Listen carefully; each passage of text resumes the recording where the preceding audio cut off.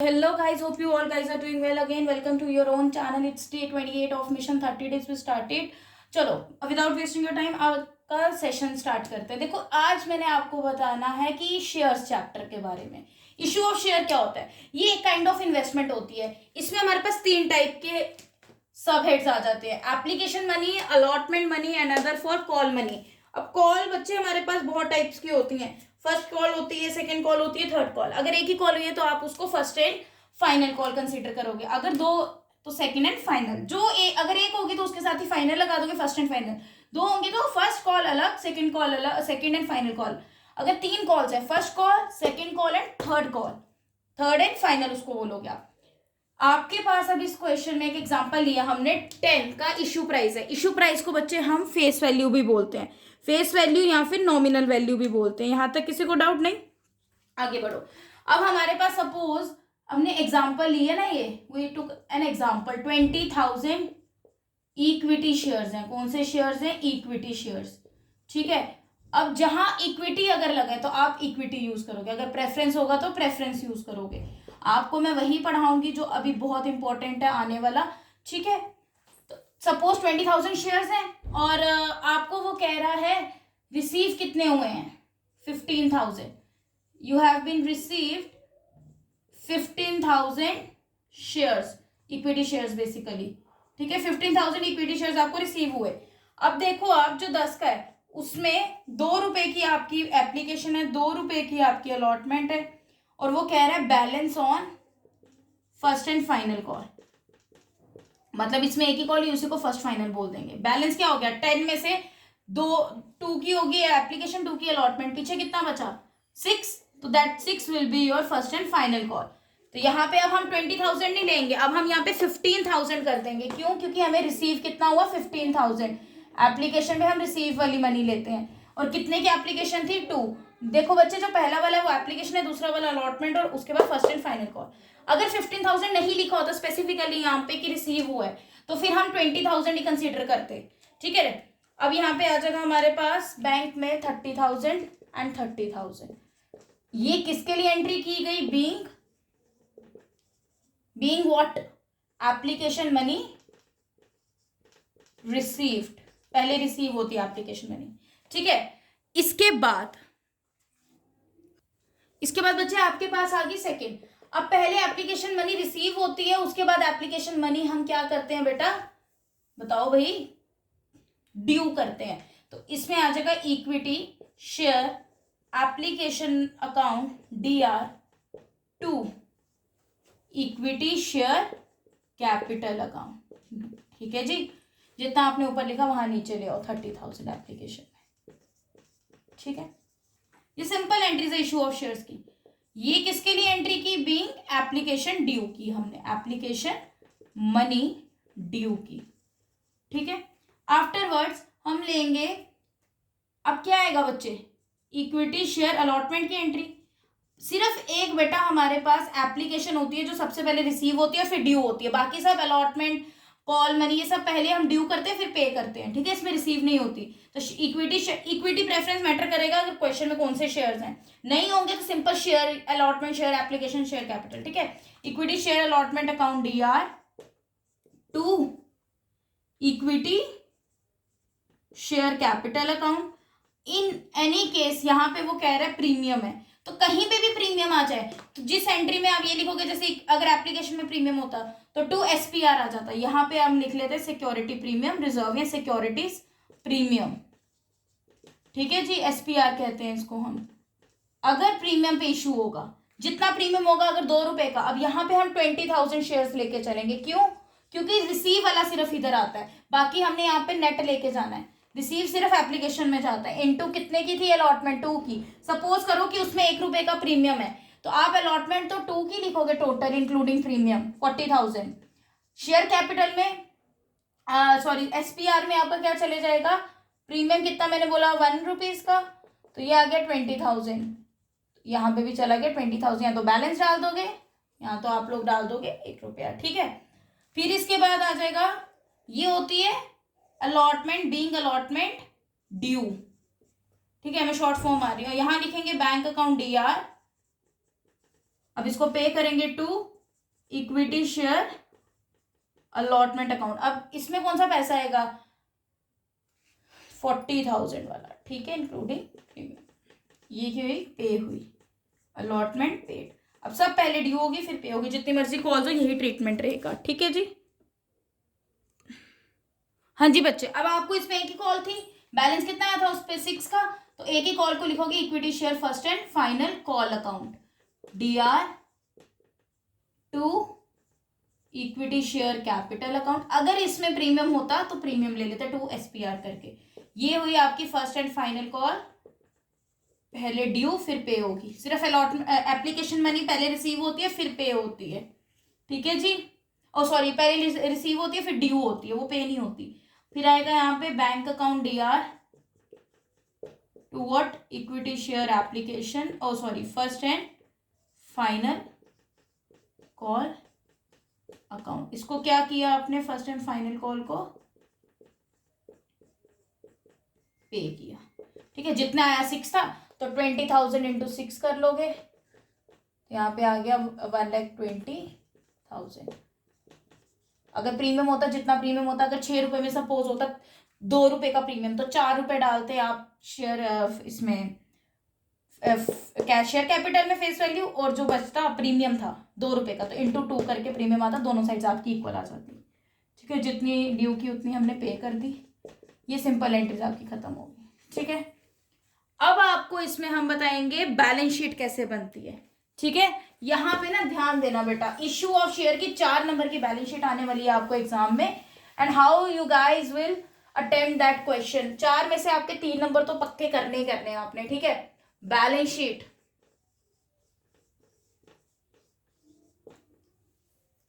Companies balance sheet, क्या बोलते हैं, case of shares, issue of shares, issue of shares में शेयर कैपिटल।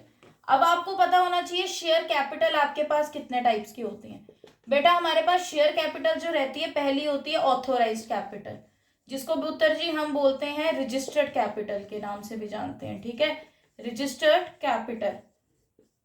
फिर आता है हमारे पास पुत्र जी ऑथोराइज के बाद issued capital, then afterwards we will having subscribed capital. सब मतलब बताएंगे, घबराओ नहीं। सब्सक्राइब्ड कैपिटल को आप कह सकते हो, इसके अंदर आते हैं 2 further, that is your subscribed and fully paid up. जितने आपने सब्सक्राइब किए उतने पे हो गए, और subscribe but not fully paid up, समझ जाना भाई, short form not fully paid up. आप लोगों ने शॉर्ट फॉर्म नहीं यूज करनी, ओके। ये हमारे पास शेयर कैपिटल का पोर्शन रहता है कि शेयर कैपिटल बेसिकली होती कितनी है। तो बैलेंस शीट बनानी है आपने शेयर कैपिटल, किसकी बनानी है आपने, शेयर कैपिटल की बैलेंस शीट बनानी है। जब इशू ऑफ शेयर्स इशू होते हैं उस टाइम पे शेयर कैपिटल की बैलेंस शीट सबसे पहले आती है। ऑथोराइज या रजिस्टर्ड कैपिटल जिसको बोलते हैं, ये वो होती है जिससे आपने बिजनेस को रजिस्टर्ड किया होता है, उस टाइम पे जो कैपिटल आप इन्वेस्ट करते हो that will be your authorise और रजिस्टर्ड कैपिटल। इशूड मतलब जितनी आपने इशू की, that will be your issued capital. Subscribe मतलब जितने आपने पब्लिक को इनवाइट किया, उन्होंने आके सब्सक्राइब किया, और आपने जितने की सब्सक्राइब की उतने ही आपको पेड अप हो गए फुली। या फिर जितने सब्सक्राइब किए, सपोज 20,000 के सब्सक्राइब किए और फुली पेड अप नहीं हुए, वो हो गए 18,000 के। 20 के 20 पे होंगे तो ये केस है subscribe and fully paid up. 20 के 20 से कम होंगे तो that will be the case when not fully paid up.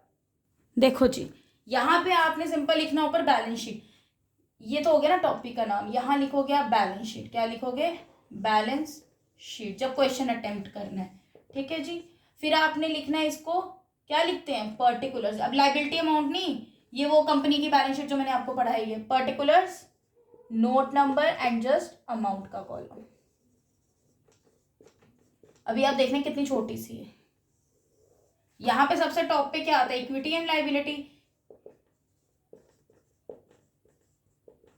इनके अंदर क्या आता है, इक्विटी लाइबिलिटी में सबसे पहले आता है शेयर होल्डर्स फंड। क्या आता है बेटा, share holders fund. Then afterwards इसके अंदर फर्दर क्या आता है, शेयर होल्डर फंड के अंदर शेयर कैपिटल। और हमने क्या निकालना है इस बैलेंस शीट में, बेसिकली शेयर कैपिटल की बैलेंस शीट है ये, तो इसलिए हमें यहाँ पे लिखना है नोट नंबर 1 शेयर कैपिटल के आगे जो आंसर आएगा that will be your net amount comes under balance sheet. बस खत्म यहाँ पे बैलेंस शीट। अब आपने जो बनाना है वो होंगे नोट्स टू अकाउंट, सारा डाटा आपने नोट्स टू अकाउंट में देना है। मैंने यहाँ पे क्यों स्टॉप कर दी बैलेंस शीट, क्योंकि होती इतनी, हमने शेयर कैपिटल का अमाउंट बताना होता है, बैलेंस शीट शेयर कैपिटल की है, शेयर कैपिटल पे खत्म, उसके आगे कोई लेना देना नहीं है।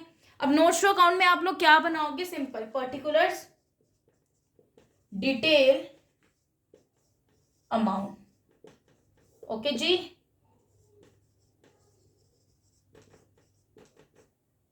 सबसे पहले बेटा we guys are having authorised capital, authorised capital जिसको रजिस्टर्ड कैपिटल भी बोलते हैं। क्वेश्चन में अगर आपको गिवन रहेगा कि 20,000 शेयर्स आपके, 20,000 इक्विटी शेयर्स आपके ऑथोराइज्ड हुए या रजिस्टर्ड हुए एट द रेट 10 ईच, तो आपने इसको ऐसे लिख के आउटर कॉलम में डाल देनी अमाउंट ऑथोराइज्ड की 20 lakhs, ठीक है। 20 lakhs की 2 लाख, मैडम ज्यादा लेगी जीरो, है ना, 2 lakhs होगा, वेट ये हो गया 2 lakhs, जीरो ठीक ले तो कॉमन डाल। एनीवेज ये आपकी ऑथोराइज यहाँ पे क्लोज होगी। अब आप बोलोगे मैम बस इतना सा था, इसमें क्या मुश्किल है ना, इसमें तो कुछ नहीं है। अब एक बात याद रखना, यहाँ पे तो चलो उन्होंने 20,000 आपको क्लियरली दिए हुए थे शेयर्स, कई बार आपको दिया होता है ऑथोराइज कैपिटल है फर्म की, जिसको हम रजिस्टर्ड कैपिटल भी बोलते हैं, वो आपको दी है फर्म की 2 lakhs, कितनी दी है 2 lakhs, वेट कितनी दी है वो 2 lakhs at the rate 10 each. अब आप बताओगे कि यार ये तो कैपिटल दी है हमें, ये शेयर्स थोड़ी दिए हैं हमें। अब कुछ समझदार बनेंगे, करेंगे 2 लाख इंटू 10 ना, हमें यहाँ पे देखो रुपीज लिखा है, अगर 20,000 शेयर्स लिखे होते हैं इक्विटी या प्रेफरेंस तब मानते हैं हम, प्रेफरेंस भी होंगे तब भी सेम ट्रीटमेंट रहेगा, सारा शेयर्स है ना, दोनों भी आ सकते हैं एक साथ, ठीक है। एनीवेज अब वो कैपिटल आपको निकाल के दिया, अब आपने कैपिटल से शेयर्स कैसे निकालने, नंबर ऑफ शेयर्स, वो आपने सिंपल कैसे निकालनी है, you just have to divide this authorise capital with issue price. यहाँ पे लिखोगे आप number of, look at this side, number of shares is equal to authorise capital divided by face value, जिसको हम इशू प्राइस बोलते हैं basically. Face value हो गया हमारा या नॉमिनल वैल्यू 10, तो 2 लाख डिवाइडेड बाय 10 करते तो 20,000 शेयर्स हमें मिल जाते, ठीक है जी, क्लियर हुआ यहाँ तक। अब आ जाओ ऑथोराइज के बाद मैंने आपको बताया था इशूड कैपिटल आती है, क्या आती है बेटा, इशूड कैपिटल। इशूड में उन्होंने लिखा होगा कि 20,000 के 20 में से लगा लो आप 18,000 के इशू हुए, 18,000 के इक्विटी शेयर्स इशू हो गए आपके, और वो भी आपके 10 पे ही हुए, ठीक है। आपने सिंपल लिखना है यहाँ पे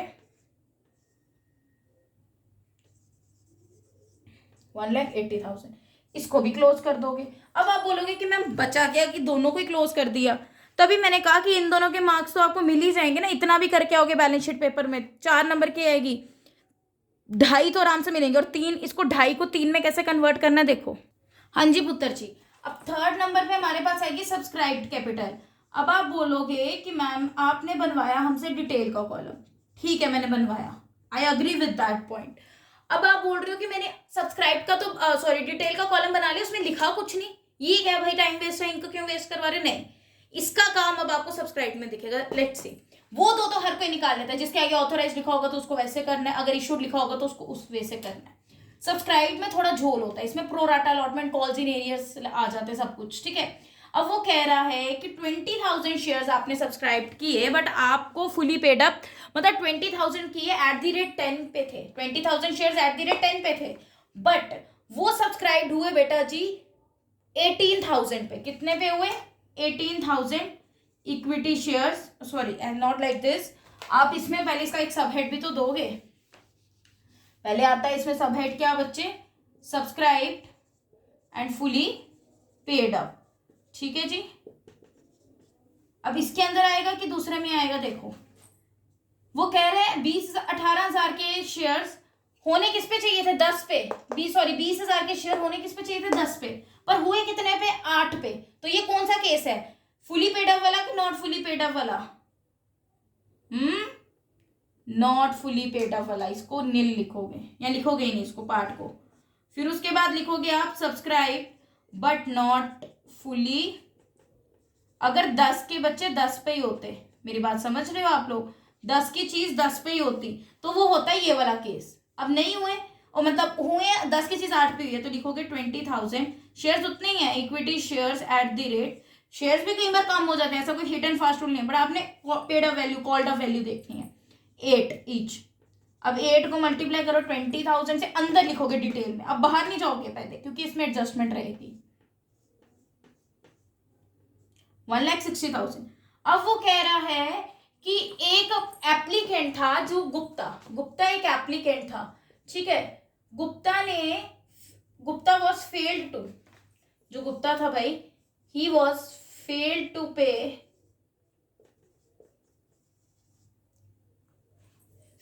what? Allotment money of ₹2 and final call money, final call at the rate 2 each on forfeited shares of rupees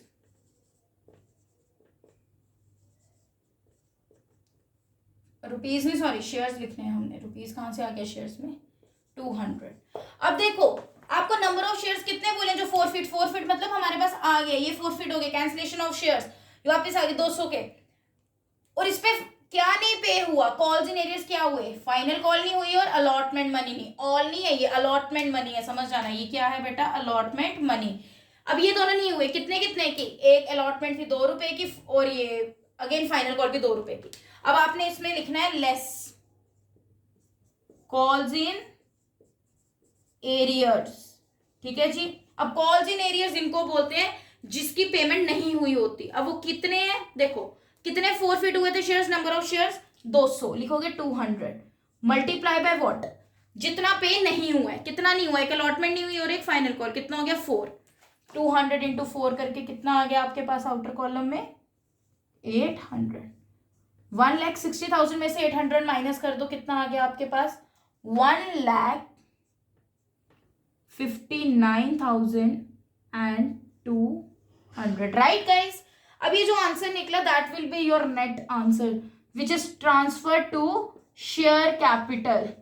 अब ऊपर वाला आप बोलोगे जो हमने ऑथोराइज्ड और इशू निकाला उसका क्या करेंगे, उसका कुछ नहीं करेंगे, don't take that amount into the balance sheet, you just have to take what kind of amount, you just guys have to place this amount जो आपकी सब्सक्राइब कैपिटल के अंडर निकलेगी, उनको उधर ही क्लोज कर देना डबल लाइन से, मैंने जैसे किया ना उसको वैसे ही करोगे, जैसे आई थिंक 20 लाख आया था एंड 1,80,000 जो भी था उसको उधर ही क्लोज करोगे, इशूड उसको ऑथोराइज को, सब्सक्राइब में ही सारा डाटा आता है। अब अगर सपोज यहाँ पे आप पेपर में नहीं कर पाते, कॉल्स इन एरियर नहीं आ रहा, कुछ समथिंग लाइक दैट, इतना भी लिख के आओगे ना बेटा तो आपको 3 नंबर लेने से कोई रोक ही नहीं सकता 4 में से बैलेंस शीट में, और अब ये आपका अमाउंट यहाँ पे ट्रांसफर होगा, right, that will be your answer.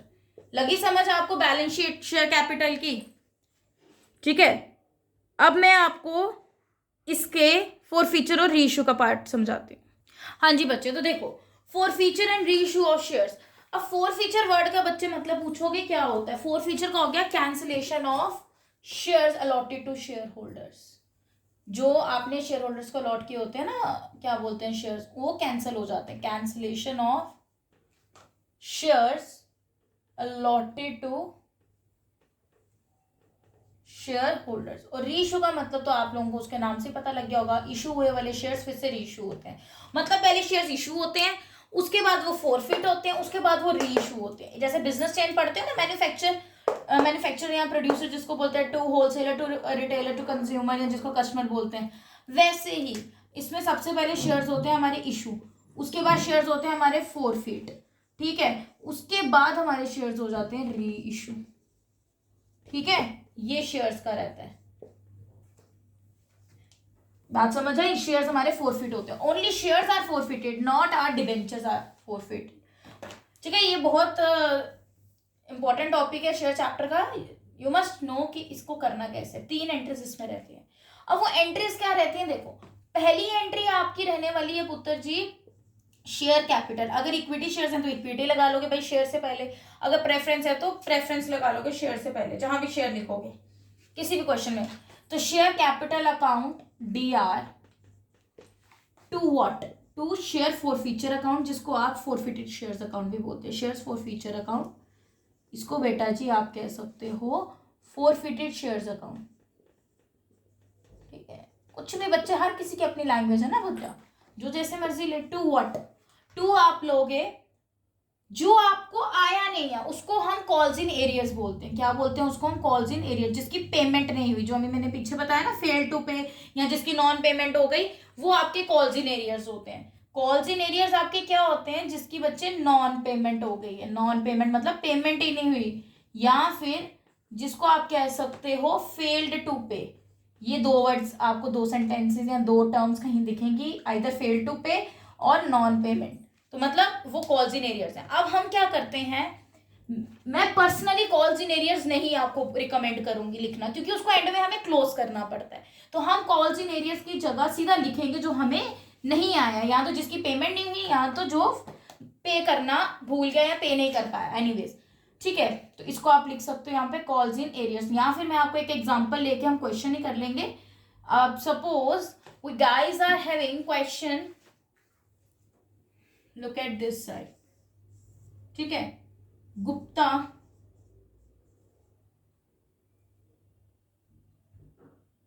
ठीक है, गुप्ता तो हमने पीछे ले ली ना एग्जांपल। अब हम यहाँ पे कोई इंटरेस्टिंग से कोई और एग्जांपल लेंगे। पवार, पवार एक एप्लीकेंट था, पवार एन एप्लीकेंट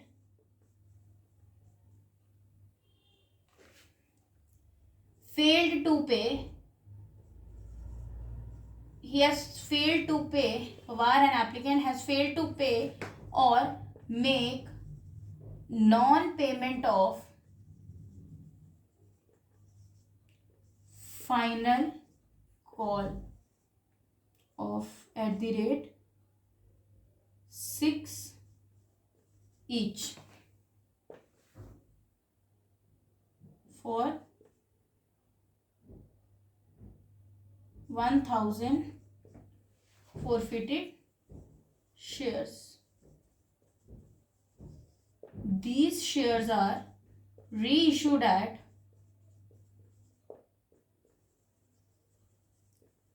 @8 each. ठीक है, these shares were reissued at @8 each. Generalized.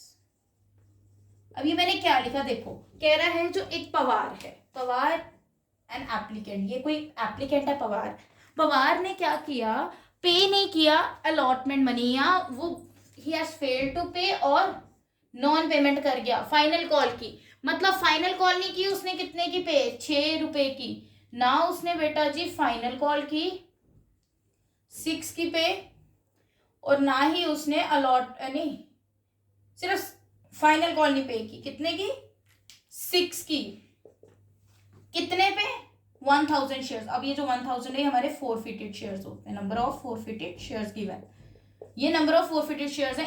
1000 रुपए फॉरफिटेड शेयर पे इसने 6 रुपए पे नहीं किया, और रीइशू, यही शेयर्स हमारे रीइशू हो गए। कई बार आ जाता है कि out of this 200 shares are reissue, मतलब आप कह सकते हो इस क्वेश्चन में कह रहा है कि यही शेयर्स वो जो फॉरफिट हुए थे वही आगे रीइशू हो गए, मतलब 1000 के फॉरफिट हुए, 1000 के रीइशू हो गए।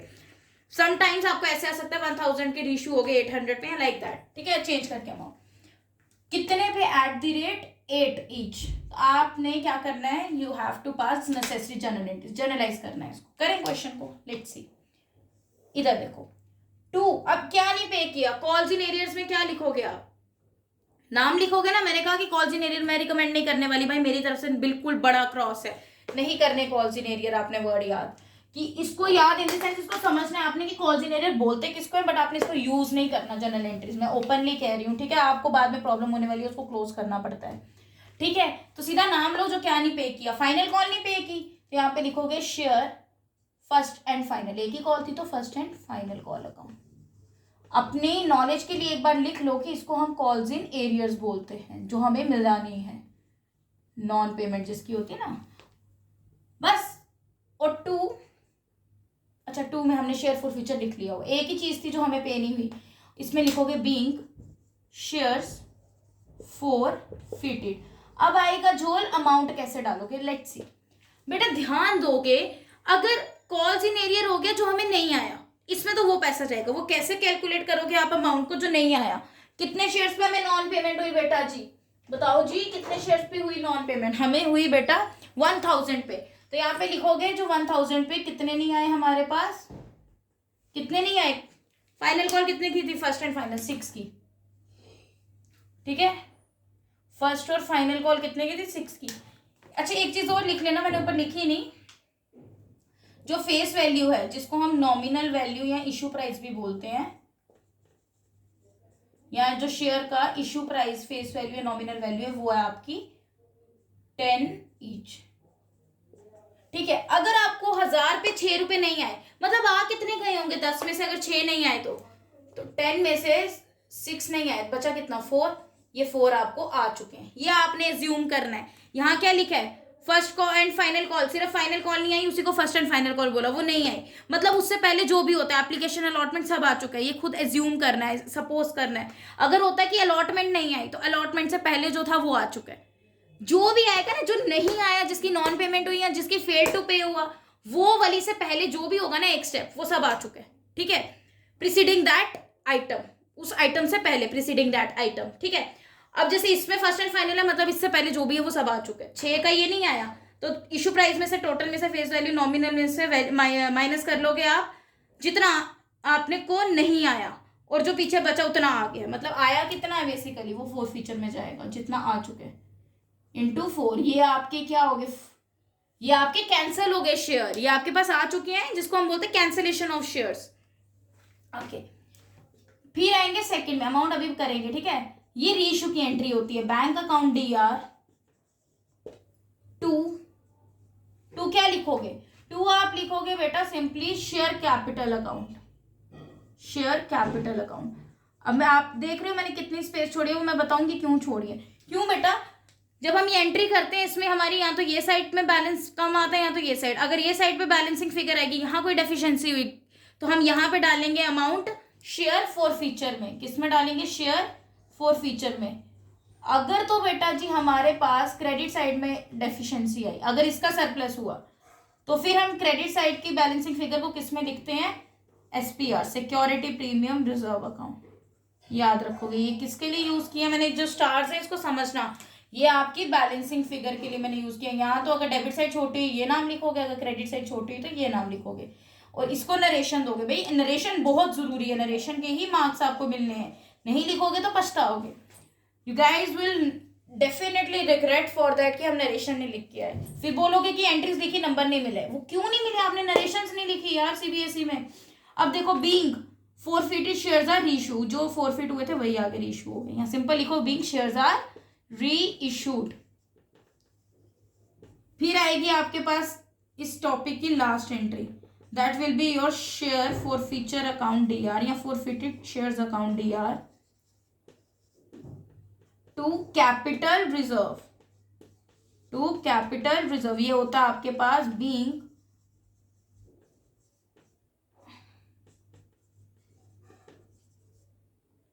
गेन ट्रांसफर्ड, ठीक है। कैसे निकालना होता है कैपिटल रिजर्व का बैलेंस एंड गेन जो ट्रांसफर करना हो, अभी फॉर्मूला बताऊंगी, उसके बिना भी हो जाएगा, बताऊंगी आपको। अब ये आपको पता लगे कितना है, 1000 इंटू 4 आ चुके हैं 4 फीचर में, कितना हो गया? 4000 आ चुका है। कितना नहीं आया?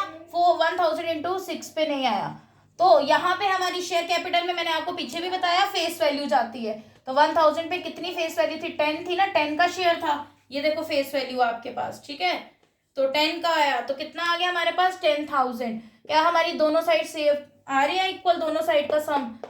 Should it equal? यस, ये बिल्कुल इक्वल है। अब यहाँ पे आओगे रीइश्यू की एंट्री में, जितना भी होगा बेटा, अगर यहाँ पे तो सिर्फ फर्स्ट फाइनल नहीं हुई, अगर अलॉटमेंट भी आ जाए तो आपने वही करना, फॉरफिटेड शेयर इनटू अलॉटमेंट जितनी नहीं आई, तो ऑटोमेटिकली आपकी ये साइड इक्वल आ जाएगी, ठीक है। अब यहाँ पे देखो बैंक अकाउंट में कैसे जाना है, ये कह रहा है कितने शेयर्स रीइश्यू हुए, जितने फॉरफिट हुए उतने रीइश्यू हो गए, मतलब 1000 नंबर ऑफ शेयर्स रीइश्यू हुए हैं, तो 1000 को सिंपली मल्टीप्लाई करोगे आप लोग किससे, किससे करोगे बेटा? जितने पे रीइश्यू हुए, कितने पे रीइश्यू हुए, कितने पे हुए बेटा रीइश्यू, बताओ ना मेरे को। यहाँ पे 8 पे, कितने पे हुए? 8 पे। तो यहाँ बैंक में आएगा जितने पे रीइश्यू हुए into number of reissue share, कितना आएगा? 8000, राइट। फिर देखोगे आप शेयर कैपिटल में मैंने क्या बोला, फेस वैल्यू जाएगी 1000 इंटू क्या आएगा 10 आएगा। ये 1000 इस क्वेश्चन में मैंने इस एंट्री में रीइश्यू का लिया है। रीइश्यू की एंट्री में reissue number of share reissue आएंगे, फॉरफीचर में नंबर ऑफ शेयर्स फॉरफिटेड आएंगे। इसमें जितने फॉरफिट हुए उतने रीइश्यू हो गए। अगर यहाँ पे सपोज होता 1000 में से 800 शेयर्स रीइश्यू होते तो हम 800 इंटू 8 800 इंटू 10 सारी में नंबर ऑफ रीइश्यू शेयर लेते 800। इसमें जितने फॉरफिट हुए उतने रीइश्यू हो गए, मतलब 1000 आ गया दोनों में। ठीक है जी। अब हम कितना आ गया शेयर कैपिटल में हमारे पास, इसको करके 10,000। अब आप लोग मुझे बताएं कौन सी साइड आपको छोटी लगती है, और डेफिनेटली अभी यूजुअली ये साइड कम पड़ रही है, तो एसपीआर में पैसा चले जाएगा। कितना आएगा 2000। कितना आएगा बेटा जी 2000। लगा पता आपको। अब इधर कुछ नहीं आएगा, इधर कुछ नहीं आएगा। ये मैंने आपको समझाने के लिए इसी एंट्री में स्टार डाल के बता दिया है, आइदर दिस और दिस। अगर ये साइड छोटी है तो ऐसे बैलेंस डालोगे, अगर वो साइड छोटी है तो शेयर फॉर फ्यूचर में आएगा। अब कैपिटल रिजर्व में कैसे जाएगा पैसा, इसको करने के बेटा हमारे पास बेसिकली एक पर्टिकुलर फॉर्मूला भी है, वो अभी बताती हूँ एंड में। अगर आपको नॉर्मली करना है, अगर पेपर छूट रहा है तो सिंपल क्या करो, छोड़ो मत ये वाला आप कॉलम, इसकी अमाउंट को क्या करो, आपके पास ये वाला तो फॉरफीचर होता ही होता है। फॉरफिटेड वाली एंट्री में, फॉरफीचर वाली एंट्री में जो क्रेडिट करते हो आप शेयर फॉरफीचर, वो तो होता ही होता है आपके पास क्वेश्चन में। उसको लोगे माइनस करोगे उसमें से। अगर आपका यहाँ पे भी शेयर फॉरफीचर में बैलेंस निकलता है रीइश्यू में, इसमें नहीं निकला तो इसमें हमारे पास एक ही शेयर फॉरफीचर है, तो उसी का बैलेंस आप यहाँ पे ट्रांसफर कर दोगे। उसी का ही बैलेंस क्या कर दोगे, यहाँ पे 4000 ट्रांसफर कर दोगे। अगर तो आपको यहाँ पे भी शेयर फॉरफीचर निकला है, मतलब वहां वाले में से डेबिट, ये डेबिट वाला माइनस करोगे तो जो आएगा वो यहाँ पे लिखोगे। मतलब जो यहाँ पे फॉरफीचर होगा फॉरफिटेड वाली एंट्री में, उसकी अमाउंट में से माइनस करोगे। अगर आपका रीइश्यू में बैलेंस निकल जाएगा फॉरफीचर में, तो दोनों का माइनस करके डिफरेंस यहाँ डाल दोगे। अगर एक ही फॉरफीचर है ऊपर वाला तो रहेगा। अगर यहाँ पे सपोज एसपीआर में गया रीइश्यू में बैलेंस, जैसे इस क्वेश्चन में गया, तो इस क्वेश्चन में हमारे पास दूसरा शेयर फॉरफीचर नहीं निकला ना बैलेंस, क्योंकि एसपीआर में गया, तो ऊपर वाले को ही कंसीडर करोगे, 4000 ले लोगे शेयर फॉरफीचर नीचे, अगर पेपर छूट रहा है। वरना मैं तो पर्सनली आपको यही रिकमेंड करूंगी, फॉर्मूला पुट कर लो। अब फॉर्मूला कैसे पुट करने देखो, एसपीआर को नहीं करते हम ट्रांसफर, ठीक है जी, कैपिटल रिजर्व में। फॉर्मूला भी आपको बताते हैं कैसे पुट करना है, स्क्रीनशॉट ले लो फटाफट इसका ना। देखो बच्चे, जब आपने फॉर्मूला पुट करना है कैपिटल रिजर्व में जो अमाउंट ट्रांसफर कर रहे हैं उसके लिए, तो वो होता है अमाउंट ऑफ शेयर्स फॉरफिटेड। जितनी अमाउंट फॉरफिट हुई है शेयर्स की, ऊपर हुई थी 4000, वो वाली एंट्री वाला फॉरफिटेड वाली एंट्री में जो डालते हो ना क्रेडिट में शेयर फॉरफिचर की अमाउंट, वो लोगे, डिवाइड करोगे number of share forfeited 1000 into number of share reissue 1000 ही हुए थे, माइनस करोगे डेबिट साइड ऑफ फॉरफिचर। मतलब ये तब फॉर्मूला पुट करोगे तब वैलिड रहेगा जब आपका रीइश्यू की एंट्री में डेबिट साइड में निकलेगा बैलेंस, वो जाता है शेयर फॉरफिचर में, तब ये करोगे। अदरवाइज दोनों को माइनस करके भी आ जाएगा, सेम ही आंसर होगा। अगर इस क्वेश्चन की तरह सिंगल गिवन होगा आपको कि रीइश्यू में एसपीआर में आंसर निकल रहा है, तो फिर वो ऊपर वाला 4000 ही लेके चलोगे, ठीक है। देखो बच्चे, now we have topic issue of shares for consideration other than cash. अब हम शेयर्स इशू कर देते हैं कैश देने की बजाय, मतलब हम कैश में नहीं, हम शेयर्स को इशू कर देते हैं वेंडर को। वेंडर कौन होता है, सप्लायर, जिससे हम सामान खरीदते हैं। वेंडर कौन होता है, सप्लायर। इसकी बेटा हमारे पास एंट्रीज क्या रहती है, पहली देखो, हम जब एसेट या बिजनेस खरीदते हैं, जब हम एसेट खरीदते हैं तब एंट्री करते हैं एसेट टू वेंडर। अगर एसेट्स के नाम है तो एसेट्स के नाम डेबिट करोगे टू वेंडर का नाम जिससे खरीदा है। अगर सन्ड्री एसेट डायरेक्ट आपको गिवन है तो वही डाल दो, किसको हम परचेज कंसिडरेशन का टॉपिक भी बोलते हैं, इसको हम परचेज कंसिडरेशन का टॉपिक भी बोलते हैं, ठीक है। फिर उसके बाद अगर पूरा का पूरा बिजनेस ही कोई खरीद रहा है, इंडिविजुअल, ये कौन खरीद रहा है, ये एक सोलो बंदे की बात हो रही है, इंडिविजुअली, सबकी इंडिविजुअली बात कर रही हूं मैं, सबकी, ठीक है, ऑल। तो वो कह रहा है अगर कोई बिजनेस पूरा खरीद रहा है तो एसेट टू लाइबिलिटी करोगे, सन्ड्री एसेट, अगर एसेट्स के नाम है तो डेबिट, लाइबिलिटीज के नाम है तो क्रेडिट, और टू वेंडर जिसका नाम जो जिससे सामान खरीद रहे हो। और अगर ये साइड छोटी पड़ रही है तो वो कैपिटल रिजर्व में बैलेंसिंग फिगर जाएगी, अगर ये साइड छोटी पड़ रही है तो गुडविल में बैलेंसिंग फिगर जाएगी, ठीक है। कुछ इसमें मुश्किल नहीं है, अमाउंट आपकी परचेज कंसिडरेशन वाली रहेगी, ठीक है। जितने शेयर्स आपके इशू हुए उतने करोगे, इनटू आप करोगे, नंबर ऑफ शेयर्स कैलकुलेट करोगे और वो देते जाओगे, जितने एसेट्स खरीदे एसेट्स की वैल्यू टोटल करके जो भी होगा। अब अगर शेयर्स इशू कर देता है वेंडर को, तो अगर पार पे करता है, पार पे किया मतलब 100 की चीज 100 पे इशू कर दी, तो वेंडर टू शेयर कैपिटल आएगा सिंपल। अगर प्रीमियम पे किया तो vendor to share capital to security premiums, SPR आएगा, ठीक है। अब इसका एक फॉर्मूला रहता है, अगर आपको नंबर ऑफ शेयर्स कैलकुलेट करने हैं एट पार, पहले नंबर ऑफ शेयर्स, अगर आप, क्योंकि शेयर्स हमारे क्या नहीं होते, डिस्काउंट नहीं होते, तो अगर आपने पार पे इशू किए वेंडर्स वाले केस में या परचेज कंसिडरेशन में, तो formula will be issue price, जिसको इशू प्राइस कह रही हूँ, परचेज कंसिडरेशन आपको गिवन रहेगी, purchase consideration divided by issue price, जिसको आप बोलते हो नॉमिनल वैल्यू या फेस वैल्यू, ठीक है। फिर आता है प्रीमियम होगा, तो प्रीमियम में सब कुछ सेम रहेगा, बस प्रीमियम नीचे ऐड हो जाएगा, किसमें, इशू प्राइस में, प्रीमियम डिनोमिनेटर में ऐड हो जाएगा, सिंपल, ठीक है जी। यहां तक आपको पता लगा। अब आगे देखो इसमें क्या रहता है बच्चे, पार और प्रीमियम पे तो हो गया। अब उसके बाद आप कहते हो कि अगर कोई पेमेंट कर देता है कैश में इन केस, तो आप परचेज कंसिडरेशन में से पेमेंट माइनस कर देते हो। Look at this side, purchase अगर कोई पेमेंट की है तो परचेज कंसिडरेशन में से माइनस करोगे पेमेंट, कैश में किया तो कैश में, अगर चेक में किया तो बैंक लेके चलोगे, ठीक है, कैश पेमेंट या बैंक पेमेंट। फिर जो आपके पास आएगा वो एक्चुअल परचेज कंसिडरेशन होगा, उसको डिवाइड करोगे फेस वैल्यू से, अगर प्रीमियम है तो प्लस कर दोगे, अगर पार है तो सिंपल क्या करोगे आप, परचेज, अभी मैंने बताया purchase consideration upon face value, simple करके आपका टॉपिक खत्म। यहाँ पे हमारा बच्चे शेयर चैप्टर खत्म होता है। इसमें एक टॉपिक अंडर राइटिंग कमीशन, अब वो करेंगे। देखो बच्चे, अब अगर वो कोई सर्विस ले रहे हैं तो इशू कर रहे हैं शेयर्स को, वो प्रमोटर्स को और अंडर राइटर्स को, प्रमोटर्स को अंडर राइटर्स को, सबसे इजी एंट्रीज है। अगर वो प्रमोटर्स को शेयर इशू कर रहा है तो एंट्री रहेगी 2, इनकॉर्पोरेशन एक्सपेंस, जिसको प्रिलिमिनरी एक्सपेंस बोलते हैं, डेबिट टू प्रमोटर्स अकाउंट, और promoters account to share capital. Amount आपको दी होगी, सब कुछ लिखोगे। इनकॉर्पोरेशन प्रिलिमिनरी एक्सपेंस हमारे करंट लायबिलिटी में, अदर करंट लायबिलिटी होती है। अगर अंडर राइटर को भी इशू कर रहा है शेयर, तो underwriting commission to underwriter account और underwriter to share capital, that's it. अब मैं आपको प्रोराटा बताऊंगी एंट्री के थ्रू, टेबल से नहीं करेंगे वरना बहुत झोल मच जाएगा, आप कंफ्यूज हो जाओगे। देखो